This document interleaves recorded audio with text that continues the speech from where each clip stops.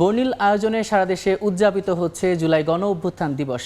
বিস্তারিত জানাতে চট্টগ্রামে আছেন রিপোর্টার শফিকুল আলম এবং সিলেটের শিল্পকলা একাডেমিতে আছেন রিপোর্টার ইকরামুল কবির। সরাসরি শুরুতেই যাচ্ছি ইকরামুলের কাছে। ইকরামুল,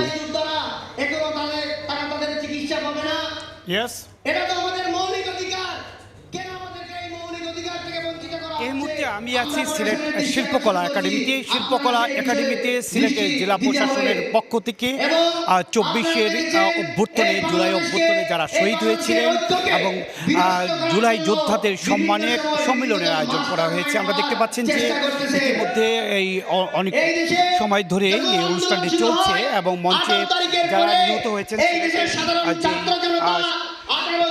গেজেটভুক্ত 14 জন যারা নিহত হয়েছিলেন এই অভ্যুত্থানের সময়, জুলাই অভ্যুত্থানের সময়, তাদের মঞ্চে তাদের পরিবারের সদস্যরা মঞ্চে আছেন এবং এখানে জেলা প্রশাসন উদ্যোগে জুলাই অভ্যুত্থানের 2024 শহীদ পরিবার ও জুলাই যোদ্ধাদের সম্মেলন চলছে এবং এই 14 জনের পরিবারের সদস্যরা এখানে আছেন। এখানে রাজনৈতিক নেতৃবৃন্দরা উপস্থিত হয়েছেন, বিভিন্ন শ্রেণী পেশার মানুষেরা উপস্থিত হয়েছেন। জেলা প্রশাসনের পক্ষ থেকে জেলা প্রশাসক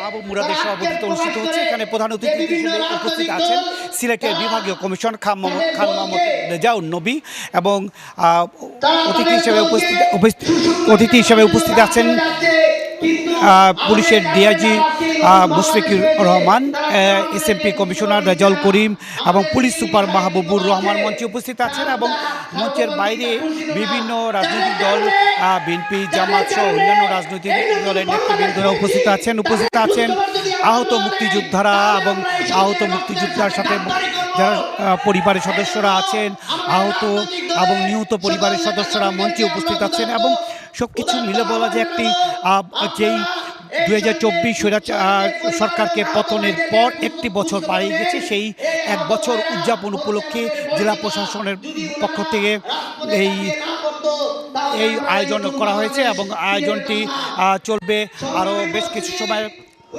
মোটামুটি এই ছিল সিলেটের যে 24 জুলাই অভ্যুত্থানে যারা শহীদ হয়েছেন তাদের সম্মানে এবং তাদের পরিবার সদস্য এবং যারা আহত হয়েছেন জুলাই যোদ্ধাদের সম্মানে আয়োজন এখানে ছিল।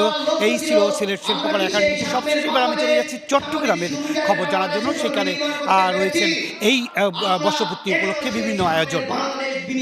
সায়েন্স বিশ্ববিদ্যালয়ের পক্ষ থেকে আলোচনা সভা অনুষ্ঠিত হচ্ছে অডিটোরিয়ামে। সেখানে রয়েছেন বিএনপির স্থায়ী কমিটির সদস্য আমির খসরু মাহমুদ চৌধুরী, তিনি এই মুহূর্তে রয়েছেন এবং সেখানে সভাপতিত্ব করছেন প্রফেসর ডক্টর মোহাম্মদ লুৎফুর রহমান এবং কিছুক্ষণ পরে কিন্তু আমির খসরু মাহমুদ চৌধুরী বক্তব্য রাখবেন। এখানে যে শহীদ রয়েছে শহীদের পরিবার এবং যারা জুলাই শহীদ রয়েছে তারাও এসেছেন। কিছুক্ষণ আগে কিন্তু এখানে চট্টগ্রামের অন্যতম প্রধান শহীদ ওয়াসিমের ভাইও কিন্তু এখানে এসেছেন এবং অন্যান্য শহীদের সদস্যরাও কিন্তু এখানে এসেছেন এবং কিছুক্ষণ পরে কিন্তু যারা শহীদ এবং যে শহীদ পরিবার আছেন তাদের সাথে কিন্তু আমির খসরু মাহমুদ চৌধুরী কথা বলবেন এবং বিভিন্ন সম্মাননা পুরস্কার তাদের হাতে তুলে দেবেন। তবে এটি Chittagong veterinary and animal science বিশ্ববিদ্যালয়ের পক্ষ থেকে এখানে মূল যে বিষয়টি বলা হচ্ছে সেটি হচ্ছে আসলে দেশের শান্তি প্রতিষ্ঠা করতে হলে একটা অর্থাৎ সুষ্ঠু নির্বাচন প্রয়োজন, অত গণতন্ত্র ব্যতীত দেশের শান্তি প্রতিষ্ঠা হবে সেটি বলছেন এবং বিশেষ করে তুলে ধরেছেন এখানে যে 36 দিনের যেই জুলাই গণ অভ্যুত্থান, সেই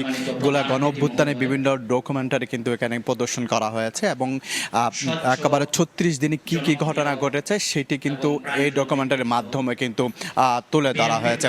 তো কিছুক্ষণ পরে কিন্তু বিএনপি স্থায়ী কমিটির সদস্য আমির খসরু মাহমুদ চৌধুরী রয়েছেন, কিছুক্ষণ পরে কিন্তু তিনি এখানে বক্তব্য রাখবেন এবং যে জুলাইয়ের এর নতুন বাংলাদেশের যে 36 দিনের যে ইতিহাস তিনি তুলে ধরবেন এবং নানা দিক নির্দেশনামূলক বক্তব্য তিনি রাখবেন। তো এই ছিল আমার কাছে সর্বশেষ